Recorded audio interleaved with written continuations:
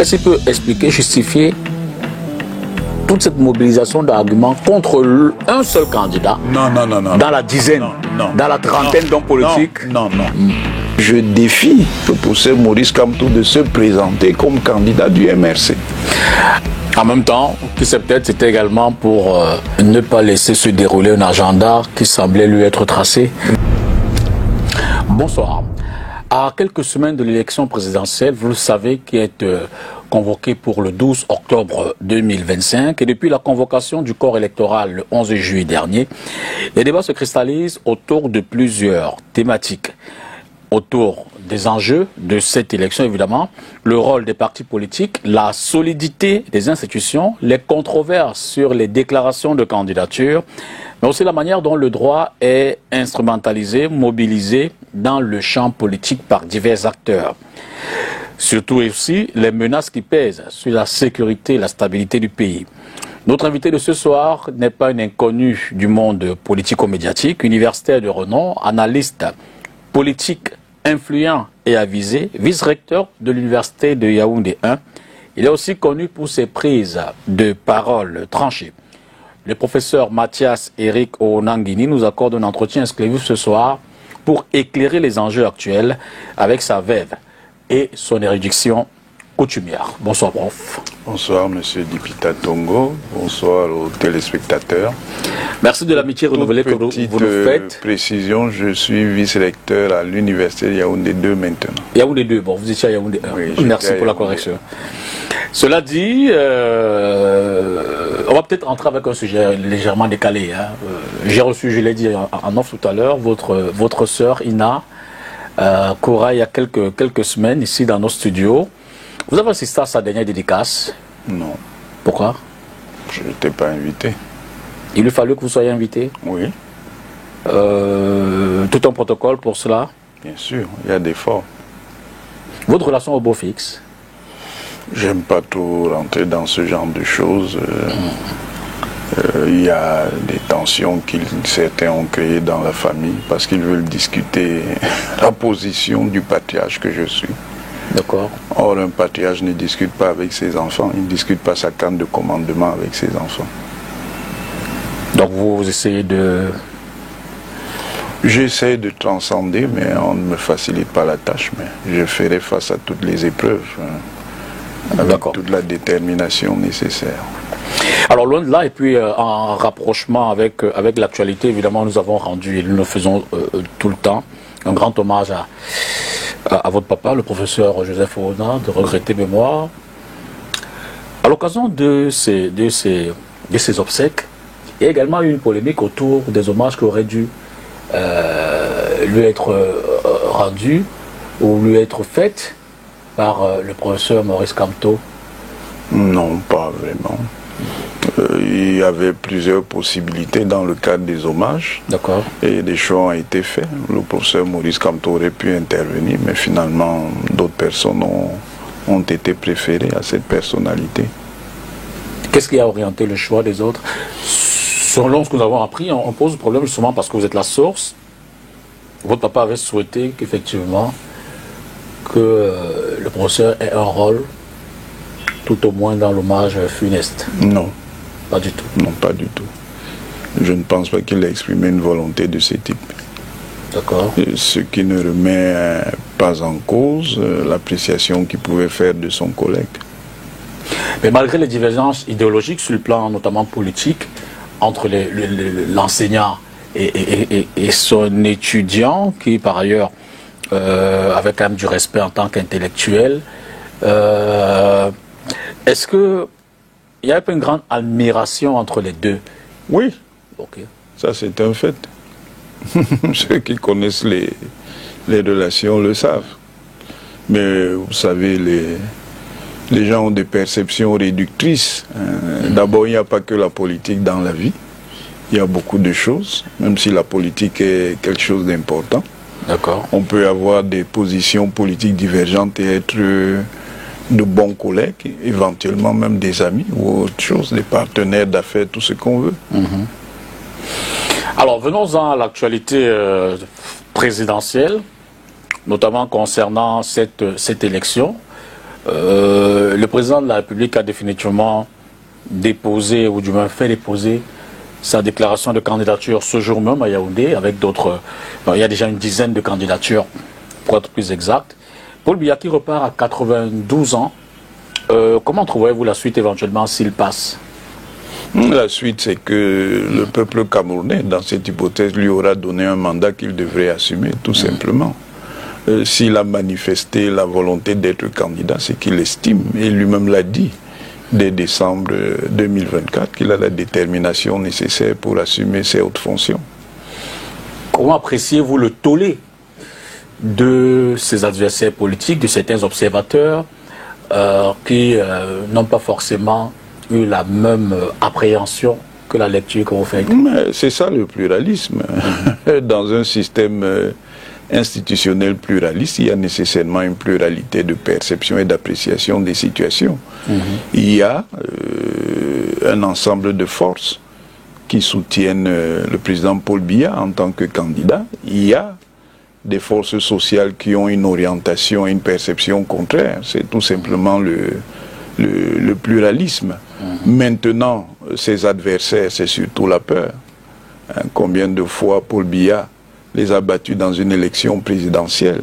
Si quelqu'un, permettez-moi l'expression, vous rose tout le temps, vous n'avez pas envie de l'affronter à nouveau.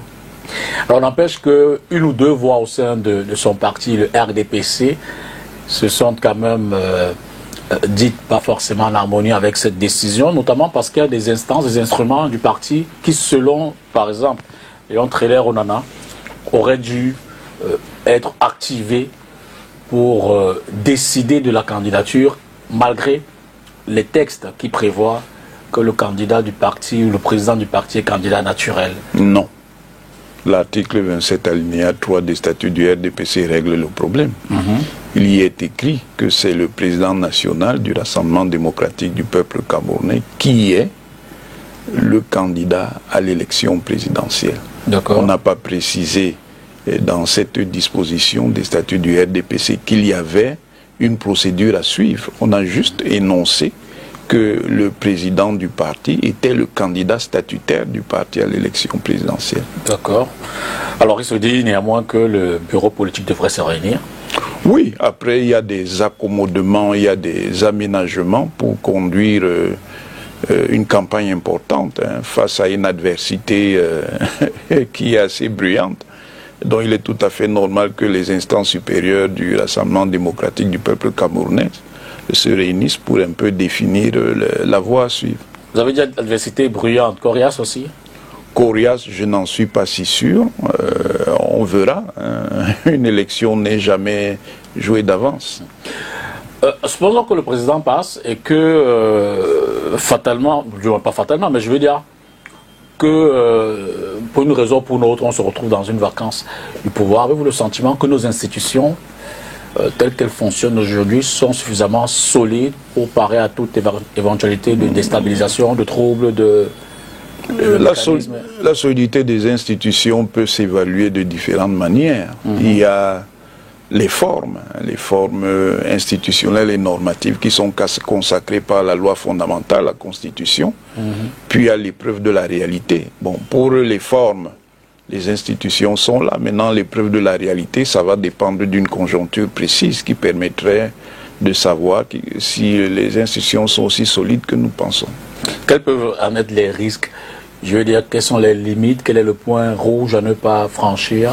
Bon, si jamais une telle hypothèse se présente, on fait jouer la loi fondamentale. Maintenant, si les acteurs sont matures et responsables, ils acceptent ce jeu. S'ils ne le sont pas, il peut donc avoir des dérapages de toute forme. À l'analyse, à votre analyse, vous mettez également en exergue ces signes de dissonance qu'on a l'impression de percevoir au sein même de l'organe dirigeant de... Non, il n'y a pas de signe de dissonance. Il n'y a pas de signe de dissonance nette.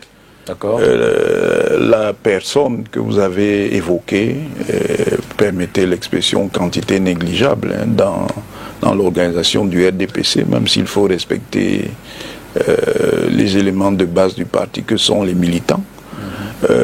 Par la suite, il n'y a pas pour l'instant, de manière visible, un mouvement consistant de désapprobation de la ligne politique qui est suivie.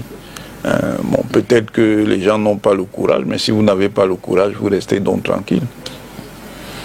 La trop forte présence de certains acteurs gouvernementaux au sommet de l'État n'est-elle pas pour également montrer qu'il y a comme une forme de, je ne veux pas dire d'abandon, mais de délaissement du pouvoir entre les mains de ceux qui n'ont pas été choisis par le peuple? Non, non, non, non, pas du tout. Ça, c'est très mal connaître le président Paul Biya.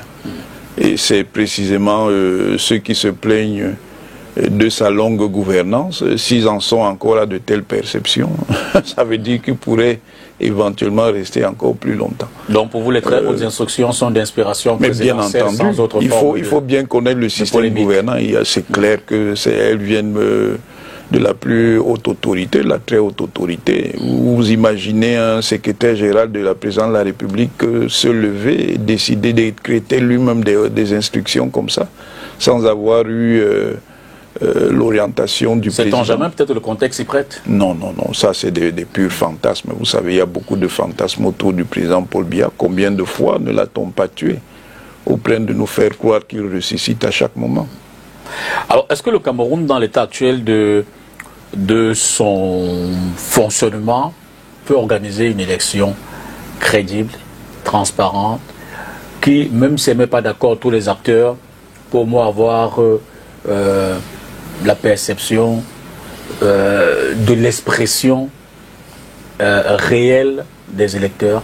Monsieur Dipita Tongo, quand vous voyez l'enthousiasme et l'entrain qu'il y a autour des personnalités, des formations politiques qui veulent prendre part à cette compétition présidentielle, cela signifie qu'elle est très clairement concurrentielle. Vous savez que depuis tout temps, depuis tout au moins le retour au multipartisme dès les années 90, les scrutins, qu'ils soient nationaux, donc présidentiels ou locaux, ont toujours suscité des contestations des différents acteurs. Oui, ça fait partie dans notre contexte et en fonction du degré de maturation de nos processus concurrentiels. C'est un ingrédient de l'affaire.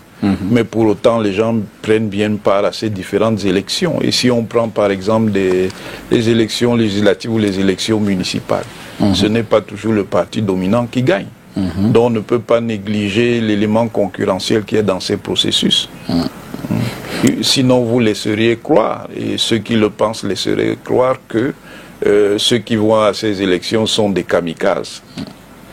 Donc pour vous, la loi électorale qui a suscité toute forme de débat, contestation pour les uns,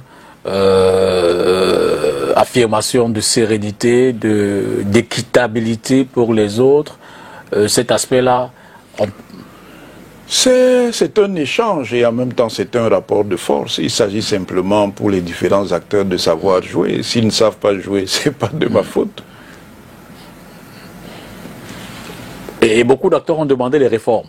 Je veux dire que sur cet aspect-là, le pouvoir, je veux dire, freine de toutes ses forces. Mais, Monsieur Dipita, la politique, même dans un contexte de démocratie pluraliste, de démocratie représentative, est un rapport de force.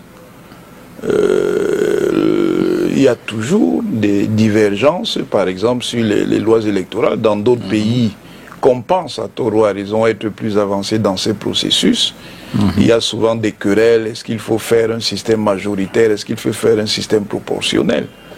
Donc les divergences sur le processus électoral, sur son organisation ne manquent pas. N'empêche qu'ailleurs on essaie de s'accorder quand même sur un minimum. Ce n'est pas si sûr. Si vous prenez certains pays où on arrive en Angleterre, les gens ont revendiqué toujours la proportionnelle, mais le système traditionnel c'est la majorité. Alors, au détour de cet aspect-là donc, il y a une forte polémique sur la question de la publication ou de la liste électorale. Oui. L'ECAM estime qu'elle a déjà fait le nécessaire en publiant bureau de vote par bureau de vote, ce qui correspond à l'esprit de la lettre de la loi. Et les acteurs de l'opposition estiment que non, il s'agirait de faire une publication intégrale de la liste de tous ceux qui sont inscrits, près de 10 millions d'électeurs. Monsieur Dipita Tongo, les mêmes acteurs en 2018, n'est-ce pas qu'il y avait le même code? Le débat était... Voilà. Est-ce que le débat existait déjà? Oui, mais non, ces acteurs-là ne l'avaient pas porté. N'avaient pas porté le débat sur l'article 80. D'accord. Donc en réalité, c'est une stratégie de dramatisation qui a peut-être d'autres visées. Maintenant, Elekama a choisi une démarche telle que la disposition est énoncée. Elle n'indique pas la démarche qu'il faut suivre. Elekama a choisi de publier bureau par bureau. Et puis ensuite, il faut savoir qu'un fichier électoral, c'est quelque chose de sensible. Et dans le contexte de la numérisation du monde, ça peut donner lieu à des situations tendues si des pirates informatiques s'y invitent. Donc il faut le gérer avec beaucoup de sensibilité. Mais cette segmentation ne peut-elle pas nuire à la crédibilité du scrutin ou à la transparence? Ou au contraire, avez-vous le sentiment qu'elle garantit la traçabilité? Je ne pense pas. Okay. À partir du moment où le citoyen électeur lui-même peut accéder à ces données, mais ceux qui ont telle ou telle orientation peuvent rassembler les données qu'ils ont sur eux-mêmes pour juger de la fiabilité de l'affaire. Mais dans le fond, c'est quand même légitime que la question soit posée et qui c'est peut-être que les acteurs souhaitent que... Oui, mais ça aussi, ça se construit, monsieur Dipita. La politique, c'est un art. Vous pouvez demander des choses, par exemple, quand vous êtes dans l'opposition, mais ça fait partie d'un dialogue politique, c'est beaucoup plus large. Et dans ce dialogue, justement, pour avoir l'écoute du pouvoir sur des questions comme ça, il faut aussi céder au pouvoir certaines choses. C'est un art. Et le pouvoir de son côté... Mais oui, si vous lui cédez ces choses, il peut être plus attentif à vos préoccupations, à vos exigences. Donc ça peut crédibiliser l'esprit selon lequel il n'y a pas forcément franc jeu dans le jeu politique. Non. Certains veulent à tout prix conserver le pouvoir non. Ça, par tous les moyens. Je vous ai dit que ceux qui portent la question là-dessus, et même sur d'autres points, ne le disaient pas en 2018. Pourquoi ils ne le disaient pas? On avait le même code électoral, non? Et le code électoral de tout a été... Moi, je me souviens, par exemple... Que le code électoral soit critiqué sur tel ou tel point, d'accord. Mais je dis précisément sur ce point-là, comme sur d'autres, d'ailleurs sur l'article 121, qu'on pourrait évoquer plus tard, ils ne posaient pas ce problème, parce qu'en fait, ils avaient un autre positionnement dans le processus électoral. Et pour vous, qu'est-ce qui peut être le prétexte de ce choix stratégique en ce moment, de susciter cette question au moment où tout le monde se mobilise? Je pense qu'il y a des gens qui veulent créer au cœur de l'élection une crise politique, tout simplement. Ils s'y sont préparés depuis longtemps. Ils entendent créer une crise politique à l'intérieur de l'élection en jouant sur un sentiment d'usure ou de lassitude par rapport à la longévité gouvernante et du président Paul Biya et de son régime. Mais quels sont les instruments que vous mobilisez pour... Je mobilise ce que j'ai appris en tant que politologue. Un politologue spécialiste, entre autres, des mobilisations collectives, puisque non seulement je les ai enseignées, mais j'ai également fait des recherches sur ces questions, donc je sais de quoi je parle quand je dis, bon, c'est ceux qui ne savent pas qui croient que je parle avec légèreté.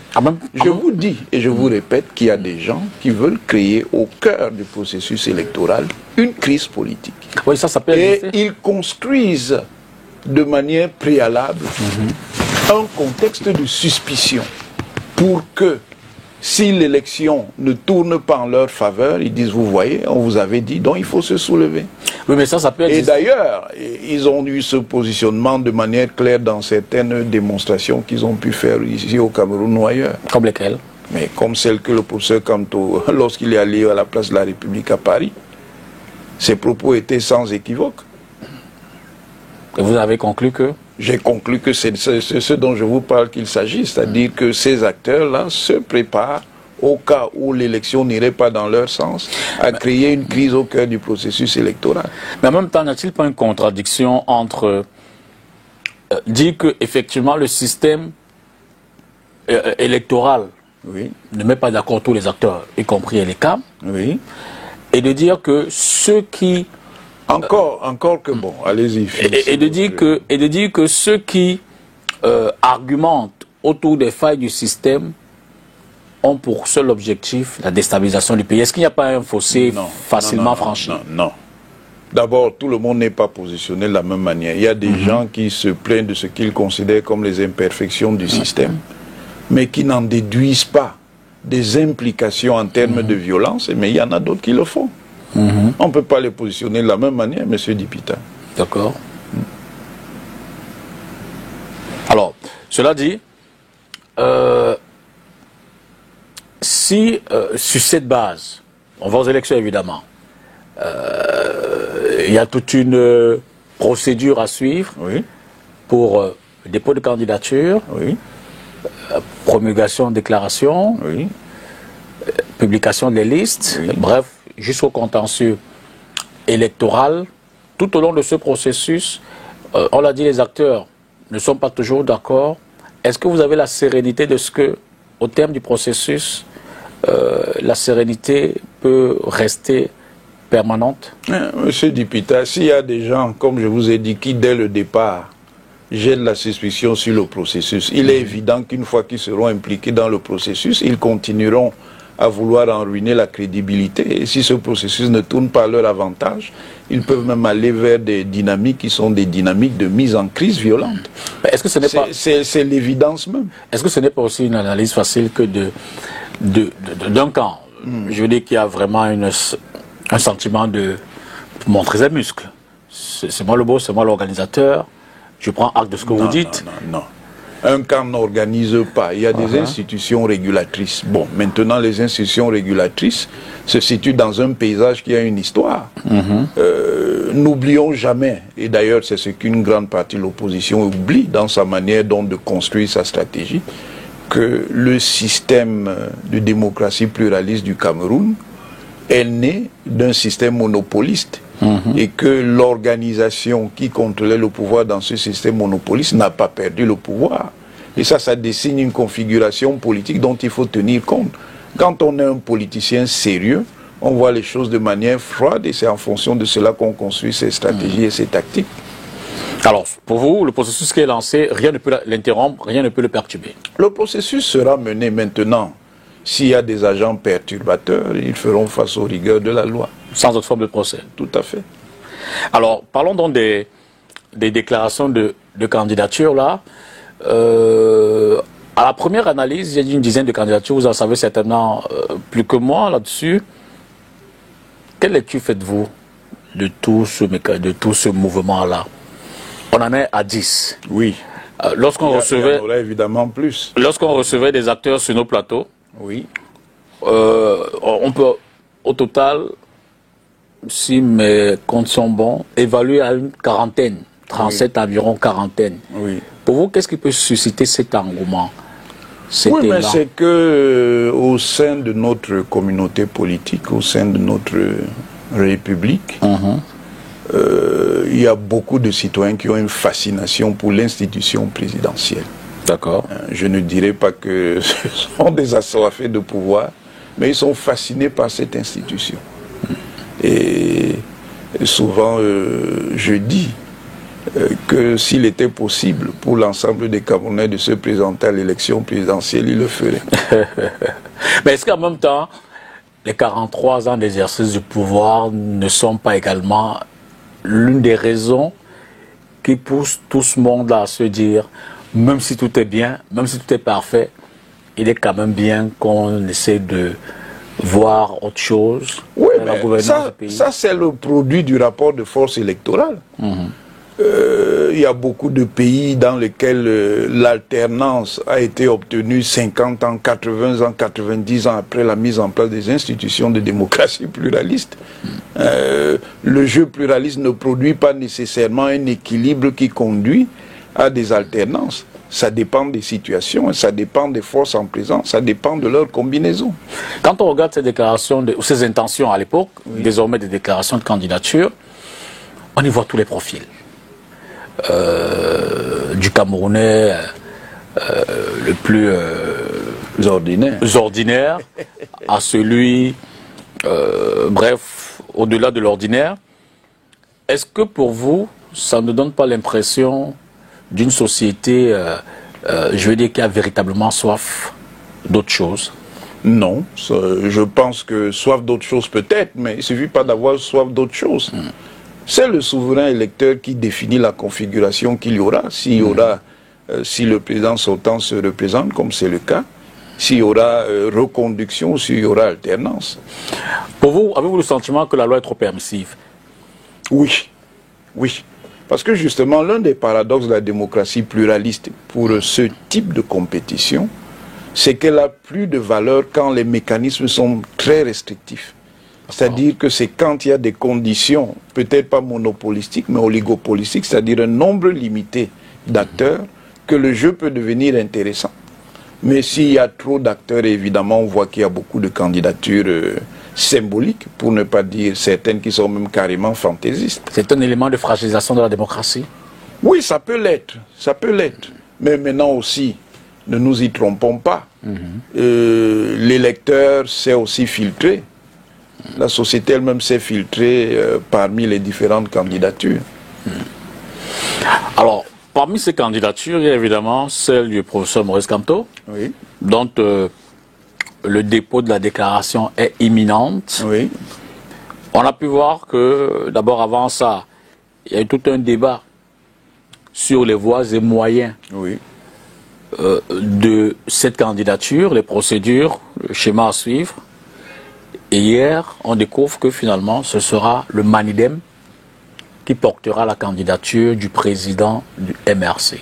Oui, ceux qui avaient un certain le savaient peut-être pas de manière stricte, mais savaient que c'était une possibilité. Moi-même, sur ma page, j'avais parlé de ça de manière un peu humoristique. Vous saviez que ce sera le Manidem? Oui, je savais que ça pouvait être le Manidem, parce que je sais lire l'actualité politique camerounaise.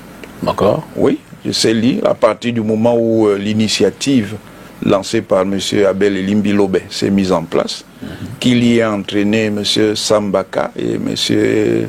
Anissé Ekane, et puis voir comment cette initiative a évolué sur la question de savoir si on pouvait y inclure une figure comme Maurice Kamto. Moi j'ai compris de quoi il s'agissait. Je l'ai compris.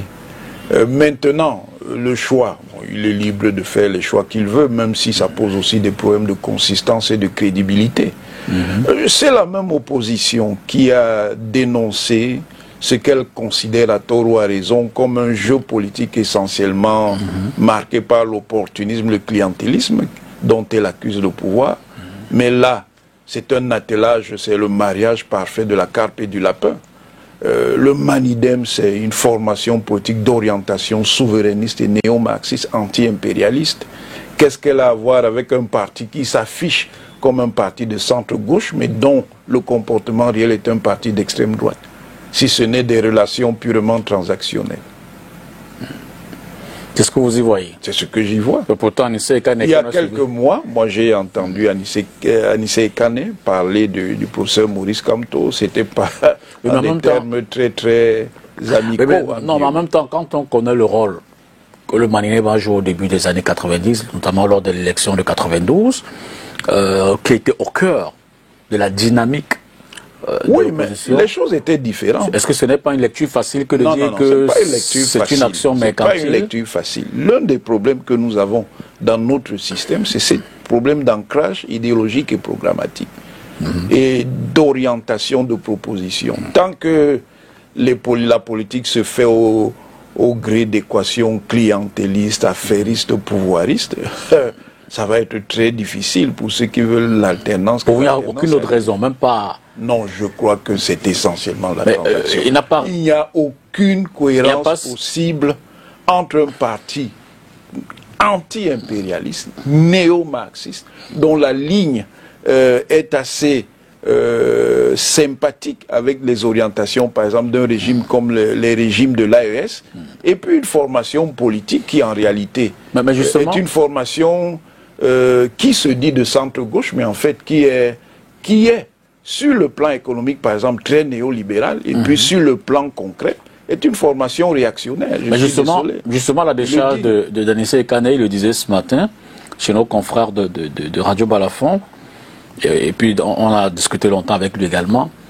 Il disait qu'au regard de l'état du pays, au regard de la forte probabilité, à cause de la mobilisation des instruments électoraux, d'une victoire du président, eux, ils ont choisi de taire leur orientation idéologique, ils ont choisi de taire leurs ambitions de conquérir le pouvoir. Autrement dit, de construire une alliance clientéliste de construire une alliance pour faire d'abord partir le régime en place. D'abord partir et après. Mais c'est donc ce type d'aventure qui montre encore les problèmes de maturation que nous avons. Le problème n'est pas, si on se situe dans cette perspective, de faire d'abord partir le président Paul Biya, c'est d'avoir un cadrage convergent et cohérent. Sinon, c'est une alliance essentiellement clientéliste et pouvoiriste. C'est-à-dire que, si vous permettez que je le dise de manière prosaïque, on veut être à la place des autres pour avoir les privilèges et les avantages du pouvoir, tout simplement. Alors, cela dit, au départ, le MRC disait, nous sommes en capacité, selon la loi, légalement, légitimement, de porter une candidature à cette élection, malgré le boycott des élections locales de 2020. Vous faites partie de ceux qui longtemps ont dit non, c'est pas possible. D'ailleurs, il y a eu tout un débat médiatique aussi sur ces questions-là, caricaturellement appelé le mandat impératif. Oui. Aujourd'hui, avez-vous le sentiment que la voie qui est prise désormais n'aura aucun obstacle, aucune obstruction pour que cette candidature soit admise par l'organe qui organise les élections? Bon, si je me redis. S'il faut revenir sur ce débat, c'est justement le type de débat qui montre qu'on a affaire à des acteurs politiques qui ne sont pas sérieux du tout. Cette histoire de mandat impératif nul, mise en relation avec les conditions d'éligibilité des déclarations de candidature qui sont prévues dans le code électoral, c'est de la pure imposture. C'est de la pure imposture. Malheureusement, ceux qui soutenaient cela ont fait croire à de nombreux Camerounais qu'ils étaient dans le vrai, et surtout ils ont ridiculisé ceux qui disaient que ça n'était pas possible. On nous a traités de juristes de quartier, mais de toute façon je le maintiens, le droit du quartier est supérieur au femmelage juridique, parce que c'était de la pure sorcellerie qu'ils faisaient. Justement, quand on est consistant, le professeur Kamto aurait donc dû maintenir sa position, de dire, moi je dis, sur la base du principe de nullité du mandat impératif, que je peux me présenter en tant que candidat investi par le MRC. S'il le pensait donc sincèrement, il serait allé jusqu'au bout. Mais on savait bien que c'était aussi une forme d'imposture et de fumisterie, si vous permettez l'expression, et qu'à un moment donné, il s'est rangé à ce que j'ai appelé depuis le départ la solution du parti Yango. Alors cette phase quand même cette question a quand même occupé, j'ai failli dire aussi, une forme de débat à distance, même si les uns et les autres disaient qu'ils ne veulent pas se croiser sur un plateau. Oui, débat à distance, entre le professeur justement, Tim Chouin et vous notamment. Nos interlocuteurs ne sont ni moralement, ni intellectuellement honnêtes, ni sérieux. Ce sont eux qui parlent de démocratie, qui parlent de liberté, qui parlent d'échange. La démocratie, la liberté se construisent aussi par la discussion critique. Et l'échange public d'arguments contraires. Et si on soutient une position, il faut avoir le courage de la défendre face à des gens qui soutiennent des positions différentes. C'est ça la démocratie pluraliste, la démocratie bourgeoise, comme l'appelaient les marxistes. Alors vous portez le triomphe, vous dites que l'actualité vous donne raison. Non seulement l'actualité me donne raison, mais j'avais raison depuis le départ. Monsieur Dipita Tongo, si le pape, le très Saint-Père Léon XIV, qui est au Vatican, vient devant le dernier fidèle et lui dit, cher fidèle, Satan est bon. Mais vous pensez que parce que c'est le très Saint-Père, le fidèle doit accepter ça? Ce n'est pas acceptable. Donc, ça montre un manque de sérieux, surtout quand on dit faire la politique autrement. Alors, je prends le document en direct pour m'inspirer, pour m'en inspirer, poser la question qui suit. Oui. Il s'agit d'un courrier du ministre de l'administration territoriale adressé au secrétaire général du comité central du RDPC qui, en résumé, prend acte du dépôt de candidature pour l'exercice, prend acte de la candidature de son Excellence M. Paul Biya comme candidat du Rassemblement démocratique du 12 octobre à l'élection présidentielle. D'abord, c'est une procédure légale. Le ministre de l'AT devrait-il prendre acte? Est-il un acteur direct? De toute façon, l'administration territoriale reste un acteur du processus électoral, mais ce n'est évidemment pas l'acteur le plus central. C'est un acteur important parce qu'il y a évidemment toute une dynamique d'ordre public à préserver lors du processus électoral, dont nécessairement le ministère de l'administration territoriale est concerné par tout ce qui se fait. Et à ce titre, le candidat du RDPC est un candidat comme un autre candidat. Bon, j'avoue que c'est la première fois que je vois ce document. Oui. Je sais pas s'il est lors des élections. Est authentique. Non, la source. C'est sûr. Oui, la source. Voilà. Pour la source. Mais le fond, c'est que le ministre de l'administration territoriale doit se préoccuper de tous les acteurs qui entrent dans le processus électoral, puisque lui, il a la charge d'assurer l'ordre public tout au long de ce processus. Bon, aussi loin que remonte mes souvenirs, j'ai pas le sentiment que ça aurait été le cas. Et d'ailleurs, pour les précédents, il y a eu Bertin Kissop qui a été le premier à déposer sa candidature dès samedi dernier, mais je n'ai pas souvenir qu'il ait reçu un document comme celui-là. À ce jour, il a dit... Non, il a estimé peut-être qu'il a eu l'idée après. Qu'est-ce qu'on en sait? Est-ce que ça ne présage pas non plus? Est-ce que cette prise, c'est pour ça que je demandais si c'est une procédure légale. Oui. Est-ce que... Ce n'est pas illégal. Est-ce que ce constat, oui, cette prise d'acte, oui, ne présage pas des complications pour les candidatures pour lesquelles il n'y aurait pas de prise d'acte? Attendons de voir, ne présumons pas. D'accord. Bon, les candidatures, bon, c'est bien.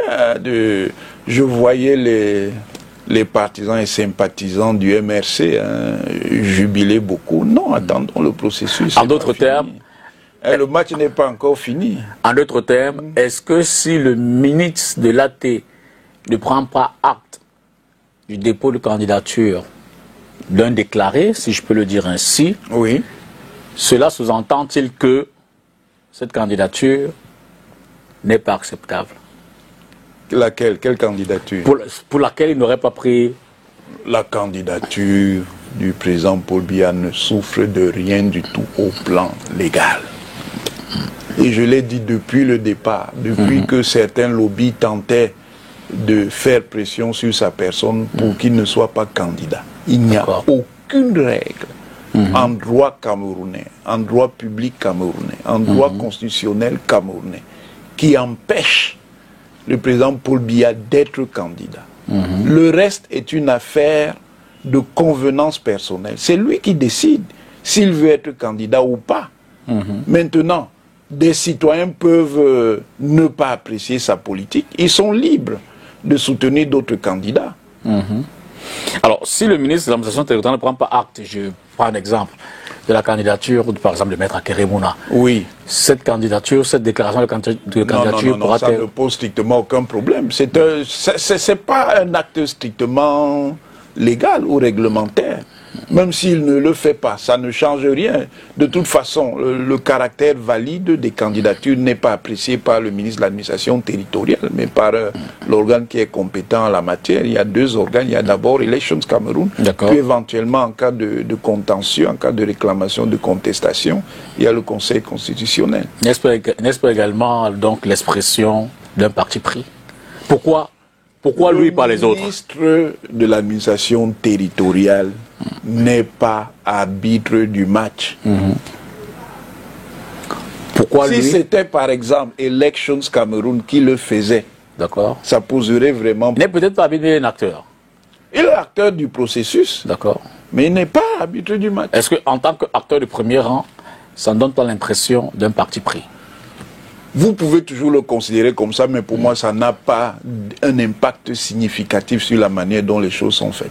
Au-delà du MINAT, tous les acteurs engagés dans cette organisation, notamment étatique, oui. Avez-vous l'impression qu'ils jouent franc jeu? Vous savez, c'est toujours une critique qui va revenir, c'est-à-dire cette suspicion qui n'est même pas nécessairement fondée. C'est qui n'est pas fondée. De toute façon, ceux qui ont choisi d'être candidats ont choisi d'être candidats dans un système institutionnel qui a ses règles. Si ces acteurs sont dans le schéma institutionnel et normatif, il faut faire avec eux. D'accord. Cela dit, la candidature donc, du professeur Maurice Kamto, portée par le Manidem, pour vous, est-ce un calcul stratégique ou alors une tentative de contournement de tous les blocages qui semblaient... Moi, je pense que c'est plusieurs choses à la fois. C'est d'abord éventuellement, bon, contournement même pourquoi? Puisqu'en réalité, la loi permet à un parti politique d'investir un candidat qui n'est pas nécessairement issu de ce parti. Ça, la loi le permet. Le souci, en fait, est un souci de crédibilité et de sérieux politique. Nous avons là un chef politique qui a délibérément refusé d'engager ses troupes dans des compétitions électorales importantes comme les élections législatives, les élections municipales, et qui est obligé, permettez-moi l'expression, de bâcher dans un yango pour être candidat. C'est simplement de ça qu'il s'agit au départ. Ensuite, on connaît aussi les faits d'armes du Manidem. Le Manidem est une partie qui a une orientation radicale, donc ça peut laisser entendre qu'il y a un autre agenda dans l'affaire. En même temps, qui sait peut-être c'était également pour ne pas laisser se dérouler un agenda qui semblait lui être tracé. Quand on regarde.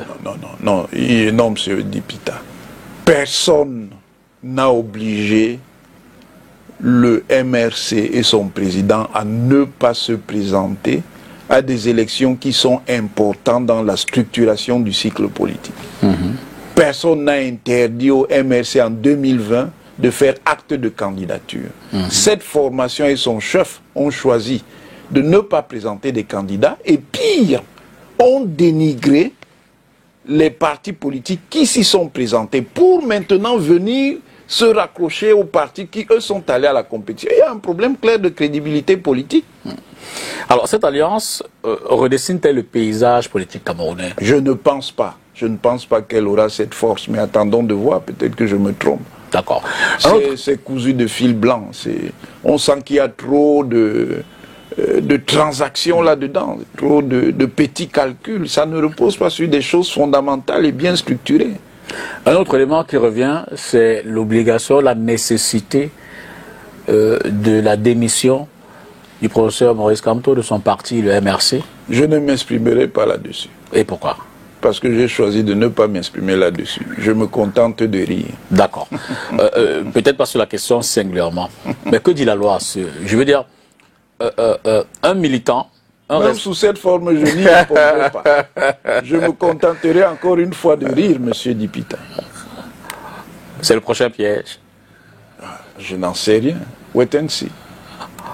Vous avez la crainte de ce que votre réponse pourrait donner des indications sur la suite? Vous êtes dans le secret? Bon, en juriste de quartier, permettez-moi d'être prudent.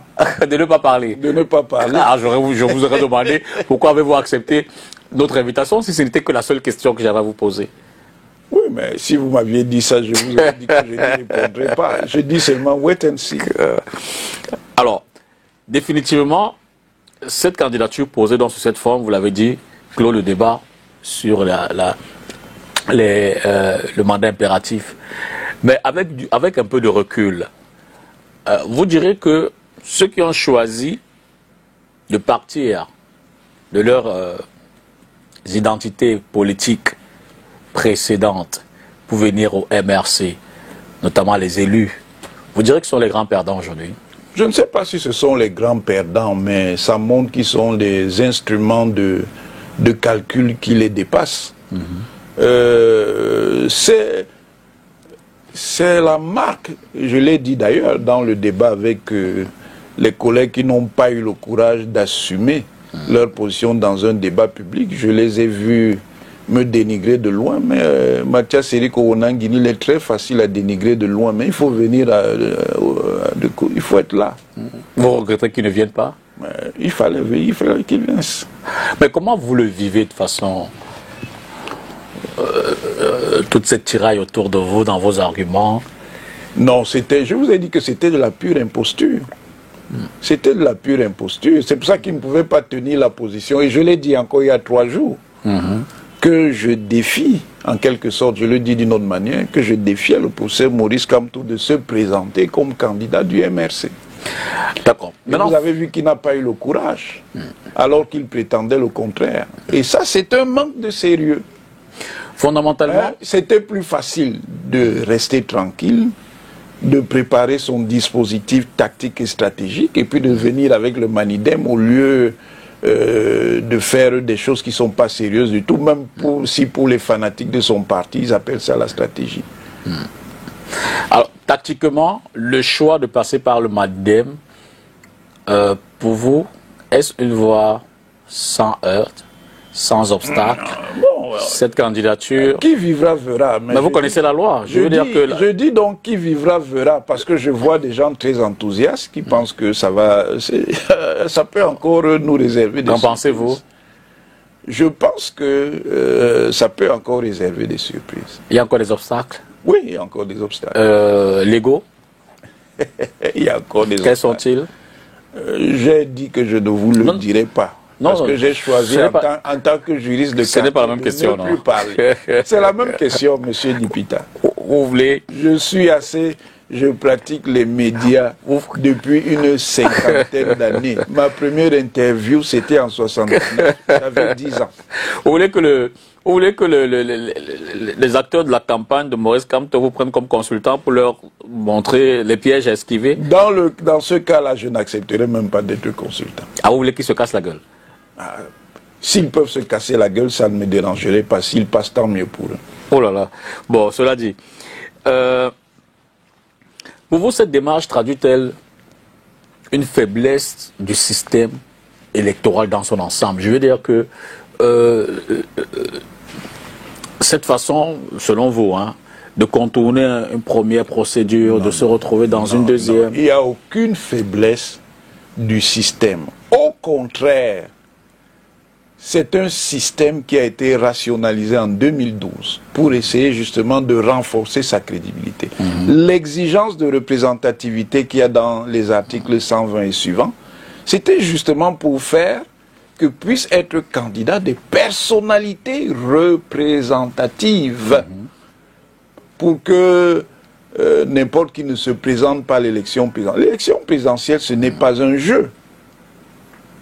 Certes, nous sommes tous citoyens, mais il y a un ensemble d'exigences qu'il faut quand même pouvoir rassembler pour avoir des candidats sérieux qui peuvent prétendre assumer ces hautes charges. Le code électoral en lui-même ne pose pas problème sur ce plan. Le problème, c'est le comportement du chef politique du MRC qui a sacrifié son appareil par égocentrisme. Peut-on dire que c'est une adaptation réaliste donc oui, vous le dites gentiment. Vous le direz comment? Ce que vous appelez adaptation réaliste. Vous le direz comment? Moi, je le dirais d'une autre manière. Ce serait laquelle? Je dirais que la queue entre les jambes, après avoir fait des rodomontades sur la nullité du mandat impératif, on revient à la solution que nous avions donnée dès le départ. C'est pas trop fort? Ce n'est pas fort du tout, c'est la vérité. Alors, est-ce que cette problématique juridique autour vraiment de ces élections ne sont pas autant d'éléments qui découragent les électeurs à se mobiliser? Pas du tout, pas du tout. Ce n'est pas le droit en lui-même qui est en cause dans cette affaire. Je vous ai dit que depuis le départ, c'est de la pure imposture. Ou des gens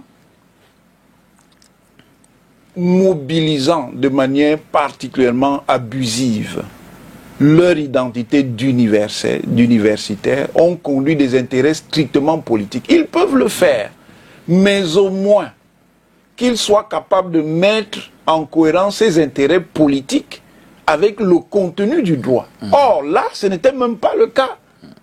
Ce n'était pas le cas. C'est de la pure imposture. C'est pour ça que j'ai parlé de femmelage juridique ou d'ivou juridique, de sorcellerie juridique.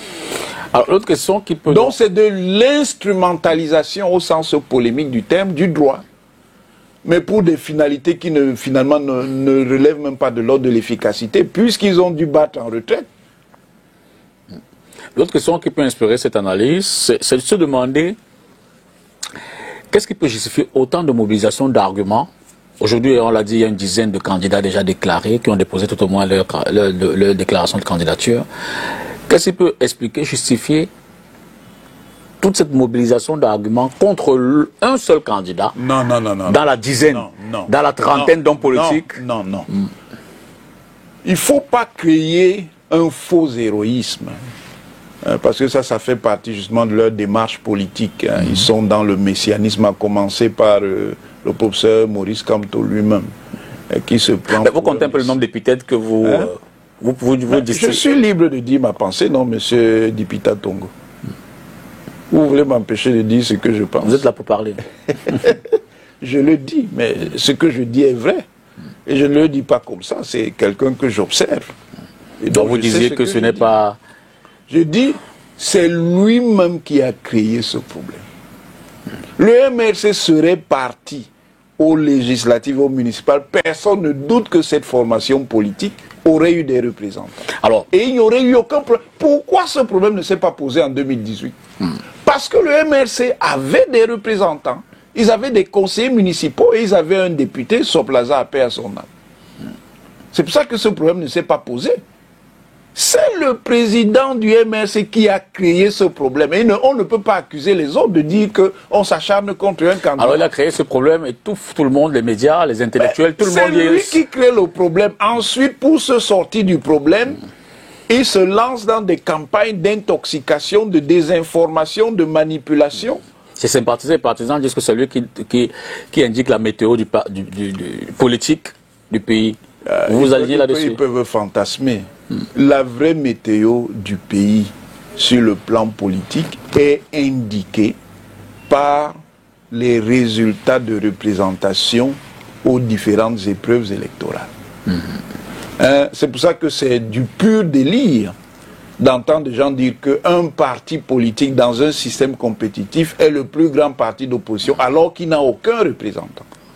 Mais s'il était dans le plus grand parti et sûr de son affaire, il serait allé aux élections. Et on l'aurait vu devant tous les partis, quitte à ce qu'il soit même le parti majoritaire. C'est une forme de bluff.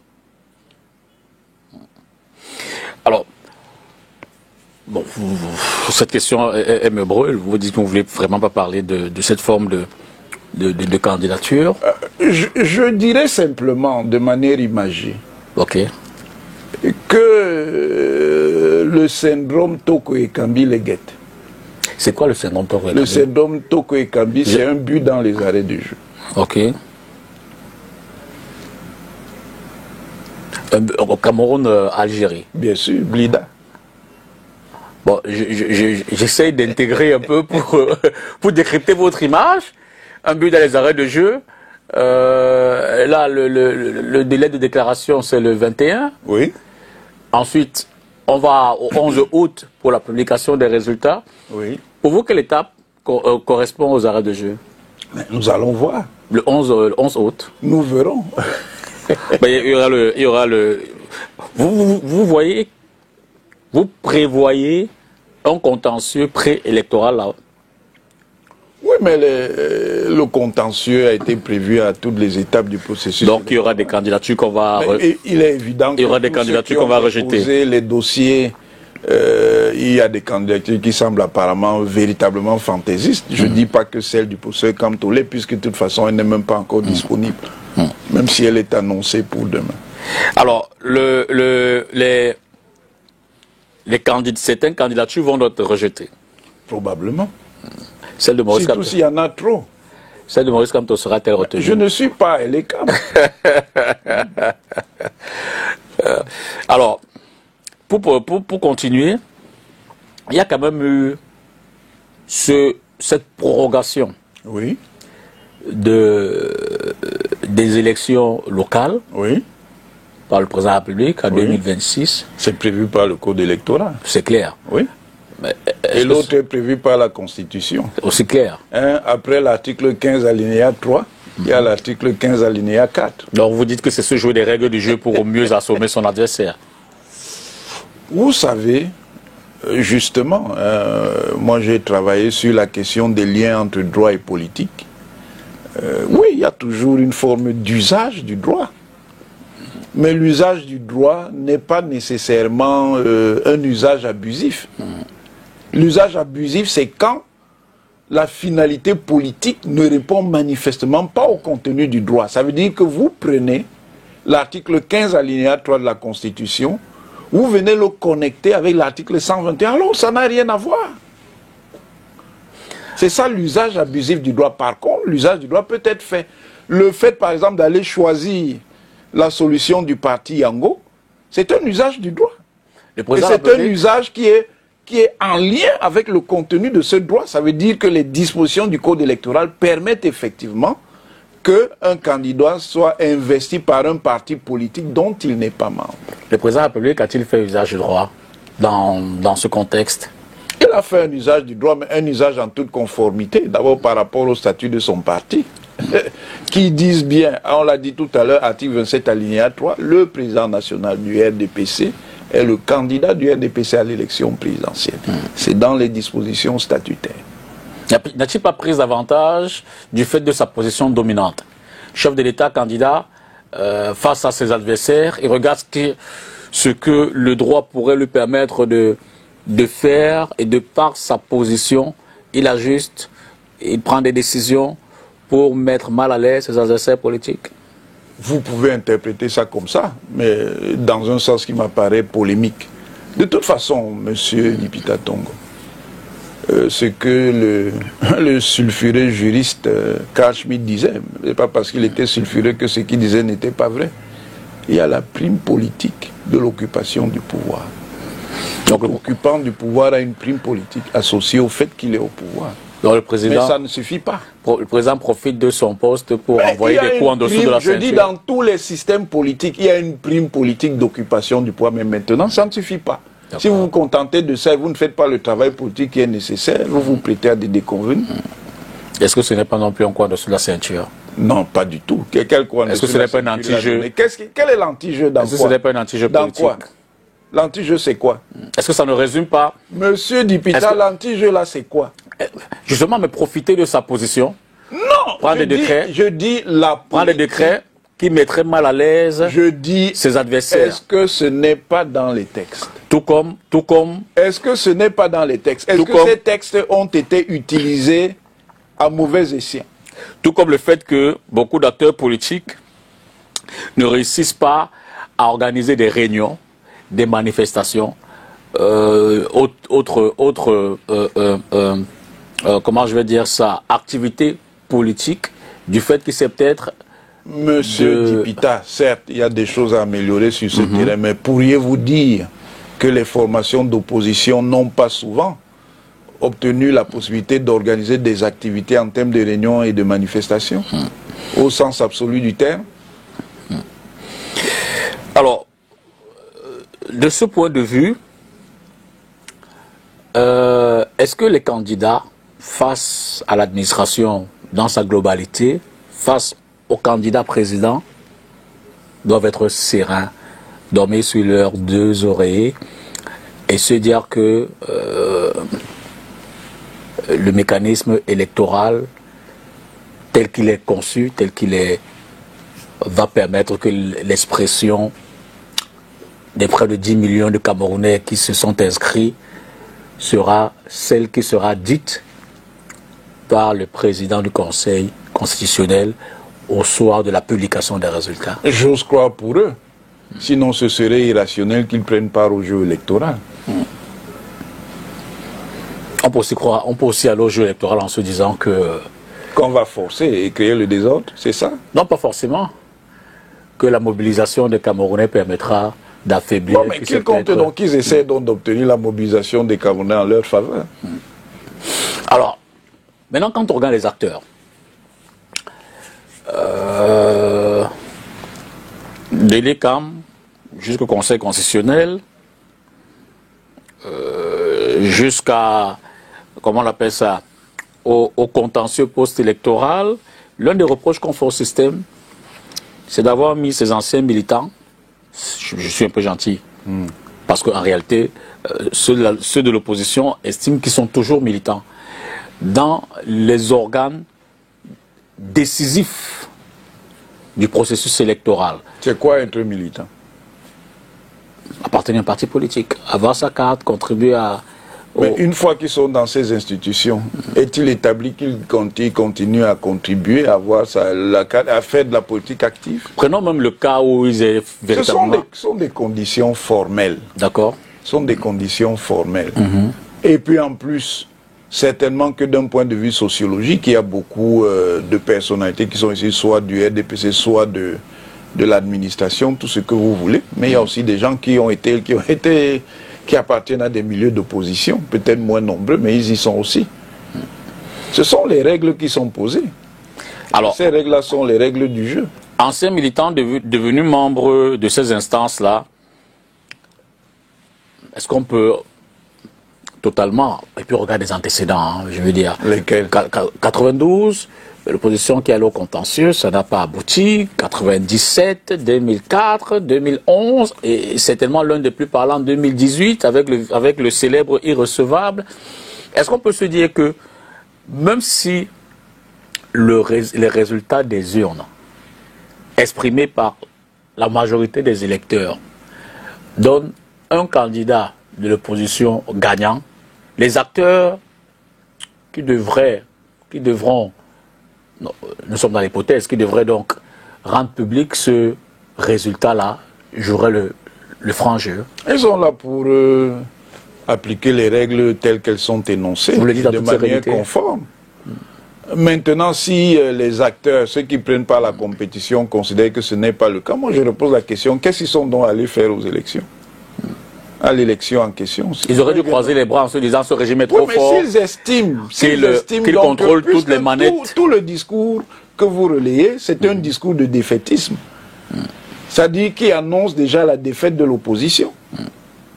Quelles seraient selon vous les conditions d'une transition éventuellement politique réussie? D'abord, un système politique normal ne parle pas de transition. La transition, c'est la politique de l'exception. Dès qu'on parle de transition, ça veut dire qu'on sort d'un système institutionnel. Et on y sort généralement par un mécanisme critique. Ok. Et très souvent violent. Est-il possible d'envisager une alternance en ce moment? Mais, Monsieur Dipita, je vous répète, si des gens considèrent qu'il n'est pas possible d'envisager une alternance, pourquoi sont-ils candidats? Ils sont candidats parce qu'ils espèrent quand même qu'il peut quand même avoir alternance, même s'ils estiment qu'il y a des difficultés.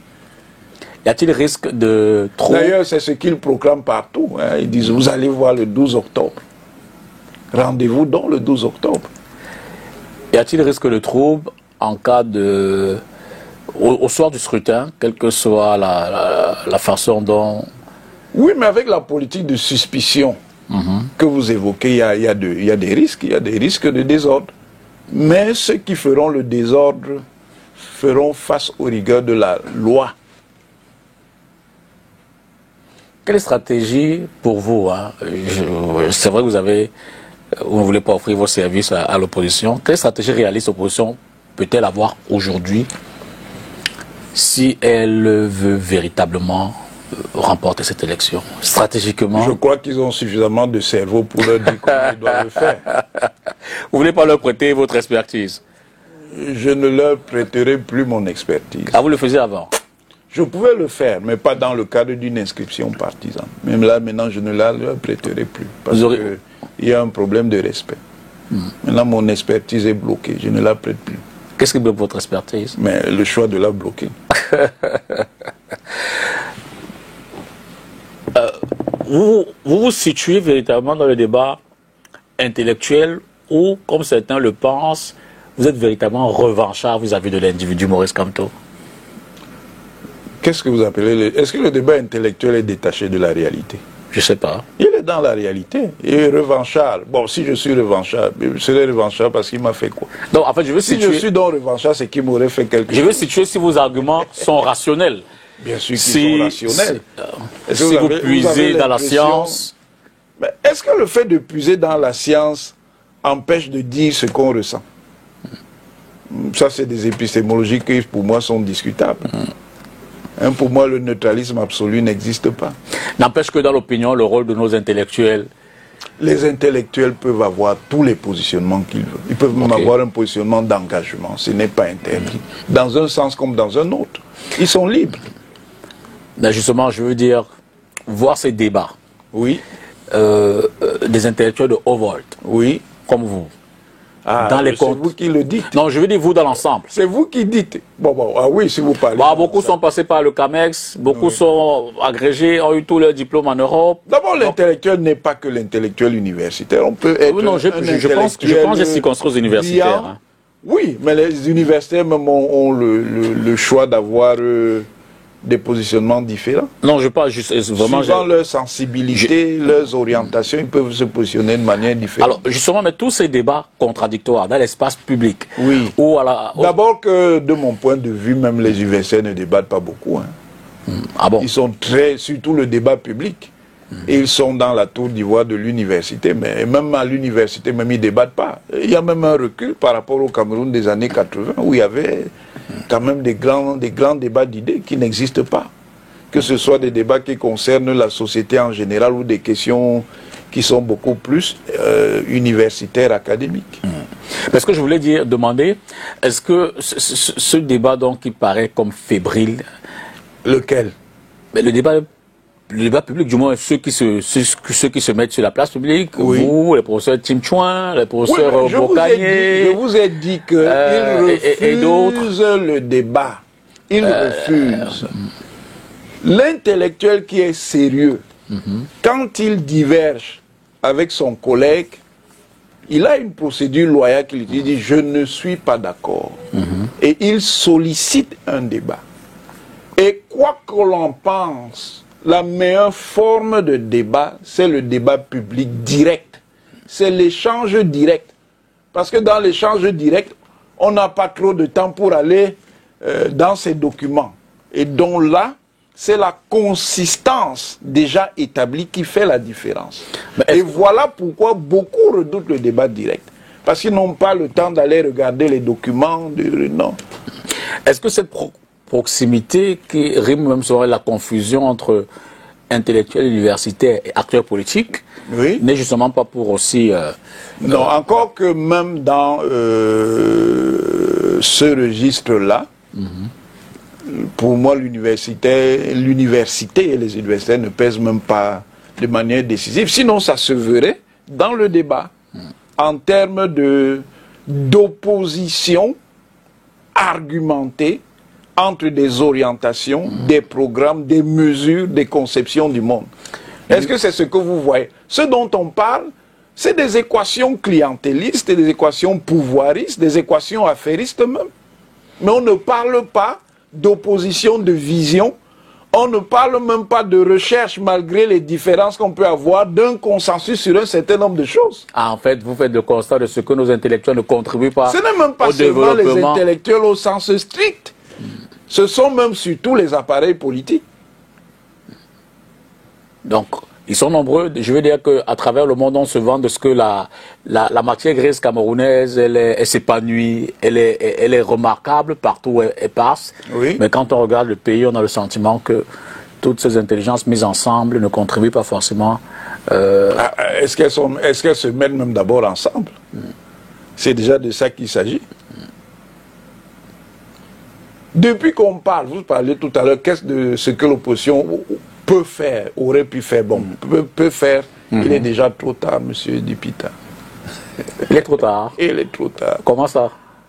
Mais ce ne sont pas des choses qu'on fait en 2 mois, 3 mois.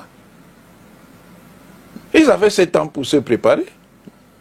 Donc là, l'élection est gagnée déjà. Je ne dis pas que l'élection est gagnée, mais ça va être très difficile. Impossible. Je n'ai pas dit impossible. Une élection n'est jamais jouée d'avance. Mais ça va être très difficile. Je ne veux même pas relever tous leurs manquements. Vous m'accuserez encore de parti pris. J'ai même toujours évité ça. C'est une opposition très limitée. Quelques-uns des manquements que vous observez. Elle est très limitée, même dans sa démarche tactique et stratégique. Bon, j'entends les gens parler de candidature unie, de candidature consensuelle. Comme que quelqu'un pourrait dire, à quelle heure? Mais il ne se fait pas tard. Bon, c'est vous qui estimez qu'il ne se fait pas. Vous pensez que ce sont des choses faciles à régler comme ça? Dans d'autres pays, ça se fait sur des années. Ce ne sont pas des choses aussi simples. C'est quoi le pouvoir vers ce que ça ne se... Ce n'est pas un problème du pouvoir. Que ça ne se fasse pas. Ce n'est pas un problème du pouvoir, c'est un problème des constituants même de l'opposition. D'abord, qui sont évidemment très disparates. Il y a des opposants de la 25e heure qui ont été avec le pouvoir et puis subitement se refont une virginité en devenant des opposants à la recherche d'un nouveau charisme. Il y a des gens qui traditionnellement et sur une base de principe se sont toujours opposés au pouvoir. Moi, c'est ceux-là que je respecte, même si je ne suis pas nécessairement d'accord avec eux. Mais eux, là, au moins, ils ont un positionnement sérieux. Alors, l'un des éléments qu'on peut également, pour le regretter, hein, noter dans ces prises de parole publiques, médiatiques aussi, c'est un accent qui est mis sur le tribalisme. Je veux dire que les acteurs que vous êtes, intellectuels, universitaires, politiques, lambda, est-ce que ce n'est pas un instrument véritablement jeté dans le débat qui sait peut-être pour désorienter ses adversaires, leur jeter des vilaines fleurs et influencer le choix des électeurs? Vous pouvez voir ça comme ça, mais c'est plus compliqué. Je vais vous le dire très simplement. Dans le champ politique camerounais, il y a une seule formation politique qui est responsable de ça, c'est le MRC. Comment ça? Mais je vous le dis. J'ai suivi... En 92, quand on parlait des Anglo... Non, je vous parle de... Bon, si vous voulez qu'on remonte à... Oui, on peut remonter. En 92. Oui, en 92. Oui, mais je veux dire que ça... En 92, allez-y. Oui, mais cette question, en fait... Non, je vais arriver à ce niveau. Mais je dis dans la conjoncture, c'est-à-dire, disons, 2000... Bon, commençons par la conjoncture, puis on remonte. 2012-2025. C'est le MRC. Comment cela? Mais si vous êtes un familier des réseaux sociaux, c'est évident. Moi-même, j'en ai été victime, alors que je n'étais même pas contre eux. D'ailleurs, j'ai l'habitude de dire, et c'est la vérité, le jour où le terme MRC est prononcé pour la première fois, Maurice Kamto n'est pas dans la salle. Vous pouvez nous donner votre version, justement, de cette phase-là? Oui, mais le avant qu'on ne revienne à 92. Dans la dynamique de constitution de ce groupe politique... Comment ça se constitue? Ça se constitue, en fait, les acteurs centraux. C'est Alain Fogué, c'est Fabien Assigana. Alain Fogué et Fabien Assigana qui ont déjà des partis, qui invitent donc un ensemble d'acteurs, même des acteurs du RDPC, des intellectuels jugés plus ou moins critiques, voire proches de l'opposition. Encore qu'au Cameroun, il y a beaucoup de confusion entre tout ça. Et là, il y a un certain nombre de choses qui se disent pour essayer de mettre en place une formation qui est censée faire la politique autrement. Et quand je vois ce qui se discutait là-bas et ce que je vois en pratique, on est très loin. Qu'est-ce qui se discutait là-bas? Qu'est-ce qu'est la pratique? C'était pas le même positionnement. Là, c'était un parti de centre-gauche, voire de gauche. Mais le parti que je vois là, en réalité, c'est un parti d'extrême droite. Mais qu'est-ce qui a suscité? On a vu beaucoup de départs, notamment des acteurs premiers de cette... Oui, mais c'est parce que justement, ces contradictions sont arrivées. Maintenant, les contradictions. Il faut que les Camerounais se disent la vérité. Ce n'est pas, il ne faut pas faire croire que c'est la classe politique, quelle qu'elle soit, que ce soit le pouvoir, que ce soit l'opposition, qui crée ce qu'on appelle de manière évasive le tribalisme. Ce qu'on appelle le tribalisme de manière impressionniste est lié à une configuration sociale, est lié à la diversité culturelle de notre pays. Notre pays, c'est 4 ou 5 pays dans un seul. Hein. Et ce n'est pas facile à coordonner. Les gens parlent là, mais s'ils arrivent là où ils veulent arriver là, ils vont comprendre. Quels sont les 4 pays qui constituent le nôtre? Il y a un pays, je dirais, paléo-soudanais, il y a un pays néo-soudanais, il y a un pays grand bantou, et il y a un pays petit bantou. Qui correspondent à quelle zone? Mais correspond, bon, le paléo-soudanais, ça prend une partie de l'extrême nord, une partie du nord, une partie de la Damawa. Le néo-soudanais est encastré, mais ça ne représente pas les mêmes orientations, les mêmes sensibilités anthropologiques. Le grand bantou, lui-même, contient des éléments soudanais parce qu'un certain nombre de groupes sont descendus du nord Cameroun et se sont fondus avec les groupes qu'ils ont trouvés dans le sud Cameroun par opposition au nord. Alors, vous avez accusé le MRC de...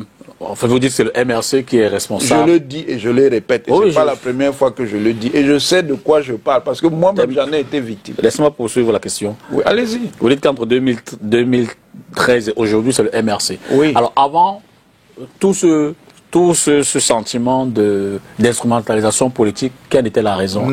Quelle était la cause? Pas nécessairement de l'instrumentalisation. L'instrumentalisation, c'est... À quel moment le pouvoir n'était responsable? Non, ça c'est des accusations faciles. Est-ce que ce n'est pas une accusation facile de dire que c'est le MRC? Je dis non. J'ai étudié cette question. Et je sais de quoi je parle. Le Cameroun est un pays complexe, en réalité constitué de plusieurs nations historiques, qui n'est pas aussi facile qu'on pense. Alors, la question était dans les années 92. Donc, non, laissez-moi aller au bout. Allons-y. La grammaire mentale et comportementale dominante des Camerounais est communautariste, même s'ils font beaucoup d'hypocrisie à ce sujet.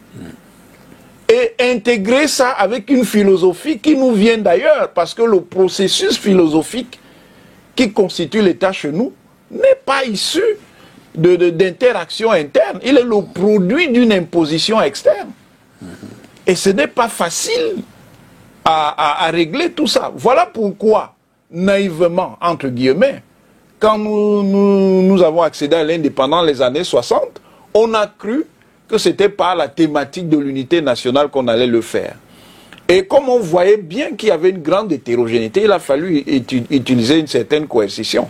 Maintenant, avec l'évolution des choses, quand on passe dans des systèmes de démocratie pluraliste, on dessert. Mais le pluralisme politique fait également remonter le pluralisme politico-culturel. Et l'une de ces manifestations, son côté, disons, ombrageux, c'est ça. Alors, vous le dites fermement que de 2012 à aujourd'hui, c'est le MRC. Je dis que je n'ai pas dit qu'il était seul. D'accord, laissez-moi terminer. Je dis seulement qu'il a été. Qui sont les autres? Il a été le principal. Qui sont les autres? Les autres sont justement liés à ce qu'on pourrait appeler le tribalisme, entre guillemets, je n'aime même pas l'expression tribal, je dirais le communautarisme social. C'est-à-dire avec les différentes sensibilités culturelles qu'il y a dans notre pays. Quelle est la responsabilité des pouvoirs publics? Mais je dis, les pouvoirs publics n'ont aucune responsabilité à la matière, et je le maintiens. Ils n'ont aucune responsabilité. Au début des années 90, avec le retour au multipartisme, qui était le principal instigateur de ce tribalisme? C'était qui? C'était le pouvoir? Je ne sais pas, je pose la question. Vous avez dit avec fermeté que depuis 2012, c'est le MRC. Alors, avant l'existence du MRC... C'est la dynamique sociale. Moi, j'ai étudié cette question. C'est la dynamique sociale. C'est-à-dire, c'est une La dynamique sociale a cessé de l'être en 2012? Non. Pour laisser la place au MRC? Je dis, montrez-moi, de 2012 à 2025, un positionnement du pouvoir où il y a du tribalisme. De 92 à 2012? Je dis, montrez. Non, je dis, prenons d'abord, maintenant, 92 à 2000, montrez même dans cette période. Le pouvoir n'a aucune responsabilité. Il n'a aucune responsabilité. Je le maintiens fermement. Aucune. Dans ce cas, qu'en étaient les... Il faut distinguer le pouvoir et les composantes sociales. Les composantes sociales, ce n'est pas le pouvoir. Alors, peut-on sortir de cette crise? Ce n'est même pas nécessairement une crise. Tout est dans nos têtes, monsieur Dipita. D'accord. Apprenons à vivre comme nous sommes, mais réglons cela de manière civilisée, de manière policée. La pluralité communautaire du Cameroun et des pays africains homologues, ce n'est pas demain que ça va disparaître. Mais ça n'empêche pas que nous puissions vivre de manière harmonieuse, sauf si nous voulons rester dans l'hypocrisie. C'est cette hypocrisie-là qui est le problème. C'est-à-dire on fait semblant d'ignorer les réalités communautaires et elles s'invitent de façon vicieuse dans nos comportements. Dans l'hypothèse où le professeur Maurice Kamto est élu président de la République, oui. Vous serez prêt à servir la République du Cameroun s'il vous nomme? Non. C'est personnel ou c'est... Je dis non. C'est une affaire personnelle? Oui, si vous voulez, je dis non. Vous ne servirez pas? Pas du tout. Si le président de la République vous nomme à un poste gouvernemental aujourd'hui, vous accepteriez? Oui. Et pas le président Maurice Kamto éventuellement? Pas du tout. Qu'est-ce qui peut le justifier? Mais c'est mon choix. Qu'est-ce qui motive votre choix? Je dis c'est mon choix. D'accord. Alors, on entame pratiquement les dernières minutes de cet échange. Prof, comment entrevoyez-vous le Cameroun dans les 2, 5, 7 prochaines années? Le Cameroun sera ce que nous en ferons. Si nous voulons en faire un pays stable, un pays apaisé, nous irons vers cette voie. Si nous voulons que notre pays soit un pays soumis à des turbulences, et je ne nous recommande pas d'aller dans ce sens-là, parce que c'est un pays qui a une énergie extrêmement puissante. Si elle s'exprime dans le chaos, c'est véritablement infernal. Maintenant, pour que le Cameroun soit plutôt dans le cadre du premier scénario, il faut que nous apprenions tous à être des gens sérieux. Parce que nous avons un grand problème de sérieux et de discipline. Quels sont les risques, selon vous, pour qu'on vive une déstabilisation du pays? Il y a des risques, puisque des gens ont déjà commencé à jeter la suspicion sur le procès. Vous pensez qu'ils font ça de manière gratuite? Quand je vais revenir sur le procès, quand vous allez encore crier, mais vous avez bien suivi ce qu'il a dit à Paris, non? C'était pas clair?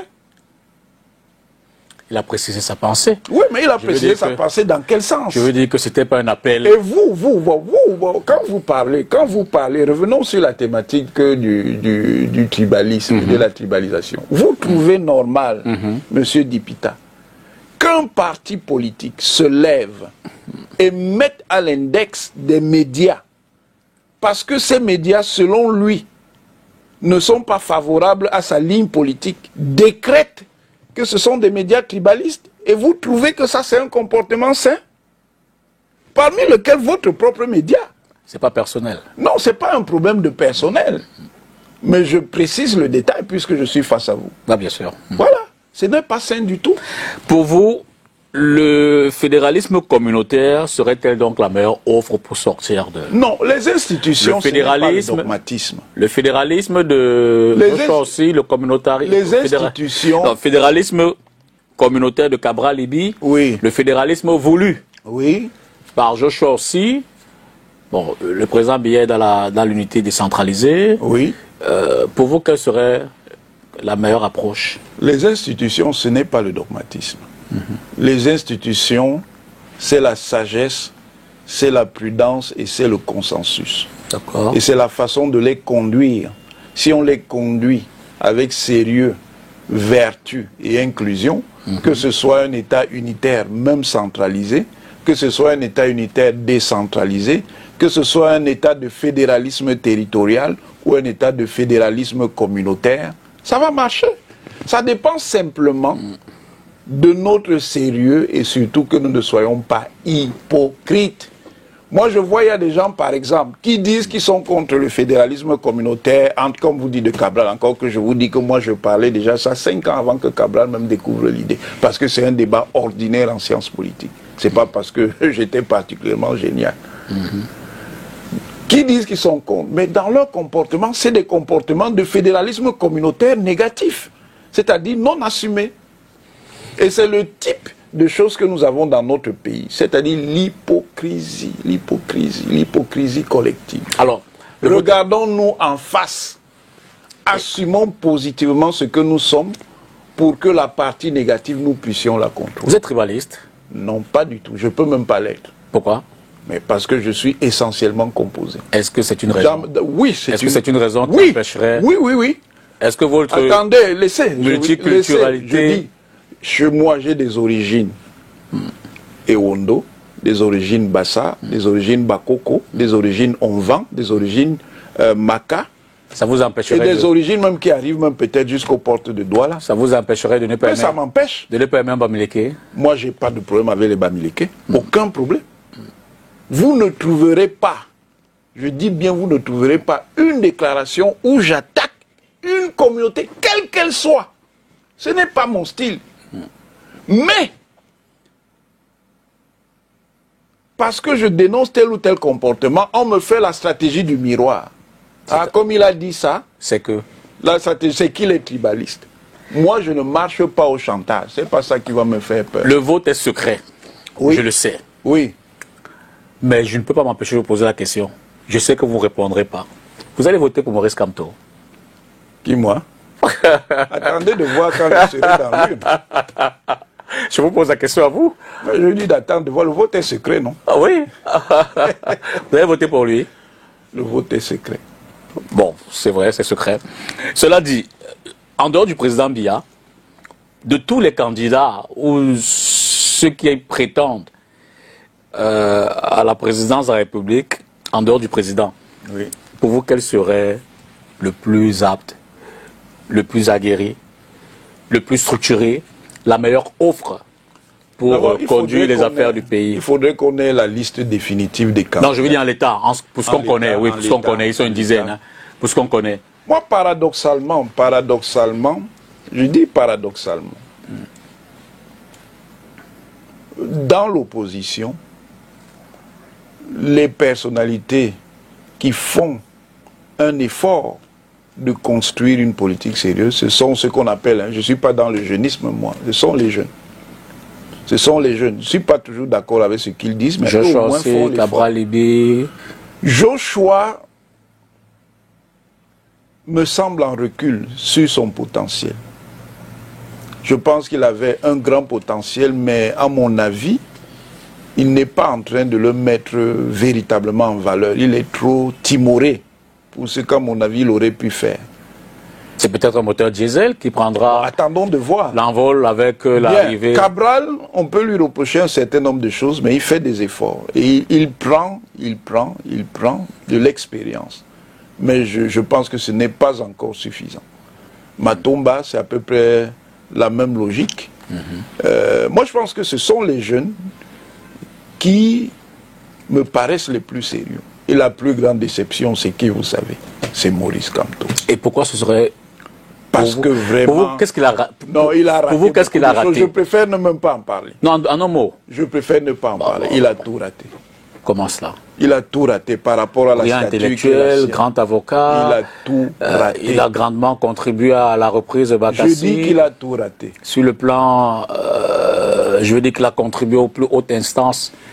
Oui, il a contribué, mais dans la présentation de l'affaire, il y a quelque chose qui ne me semble pas intellectuellement honnête. C'est laquelle? Bakassi n'est pas l'œuvre d'un individu. Bakassi est l'œuvre d'une équipe. Là, vous reprenez exactement les termes de votre papa? Mais bien sûr, parce que c'est la vérité. Et sur le plan politique, ça ne peut être que le président de la République. Puisque c'est le président de la République qui a instruit la mise en place de tout le processus du règlement judiciaire, puis du règlement politique du différent frontalier avec le Nigeria autour de Bakassi. Donc s'il y a un héros, c'est lui. Parce qu'il aurait pu refuser, quand on lui a dit en 94, fin 93, début 94, d'aller à la CIJ, il aurait pu dire non, on fait la guerre. Ou alors, bon, on accepte que le Nigeria est plus fort que nous. Il a décidé d'y aller. Donc, tous ceux qui sont venus, dans le cadre de leur expertise, ne sont venus que en raison de ces décisions initiales. Donc, quelqu'un, qui qu'il soit, c'est pas parce que c'est le professeur Kamto. Les participants à ce processus, personne ne peut en bénéficier individuellement. Alors, nous sommes en fin d'émission, mais je vais vous poser la question concernant 4 personnes. Oui. Si vous avez un message à dire à Cabral Libye? Le message à dire à Cabral Libye, c'est de continuer de travailler. Joshua aussi. Joshua aussi, c'est de valoriser son potentiel et de le faire mûrir, en commençant déjà par remettre sur pied le SDF, qui, à mon avis, était la seule chance d'alternance au Cameroun, mais qui s'est lui-même détruit en raison d'un positionnement très difficile et ambivalent avec ce qu'on a appelé la crise du Nozo. Paul Biya. Paul Biya, c'est l'expérience. Anissé Ekane.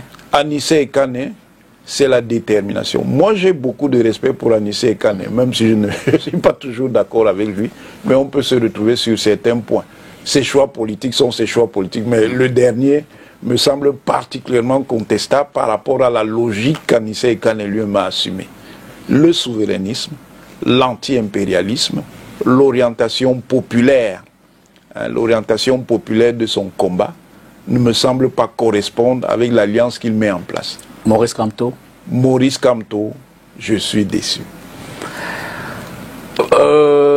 La présence de Clément Tangana dans une réunion de motion de soutien à Paul Biya ne vous fait-elle pas craindre? Non. Là, encore une fois, c'est la spectacularisation. Il n'était pas là pour la motion de soutien. Et quand la motion de soutien, le processus de la motion de soutien s'est mis en place, il s'est retiré. Il a dit qu'il n'était pas informé. Il s'est retiré. Il faut que les gens disent la vérité. Il ne faut pas flétrir les personnalités de manière gratuite. Merci Mathias Eriko Onangeni. Je vous en prie. De vous être prêté à ce jeu de franchise pendant 90 minutes. Merci. Bon retour à Yaoundé. Merci à vous d'avoir regardé cette édition de Entretien avec. Jeudi prochain, on aura droit à notre invité. Bonsoir et à jeudi.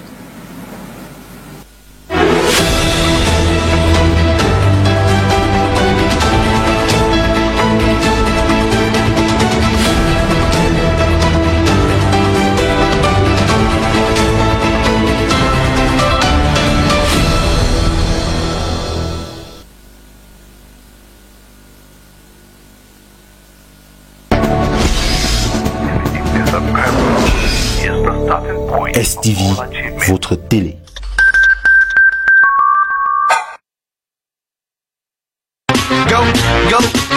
Nous sommes très heureux de vous retrouver une fois de plus dans cette émission The Rendez-vous. C'est l'artiste qui sait ce qu'il veut dire. Écoute, si ça te plaît, tu consommes, ça te plaît pas, tu passes. Histoire, raccord. Et la banane provient de la région du sud et aussi la région de l'est. Tomates, oignons, l'ail, c'est ce que vous voyez en image. Au niveau du rééquilibrage alimentaire, on ne dit pas seulement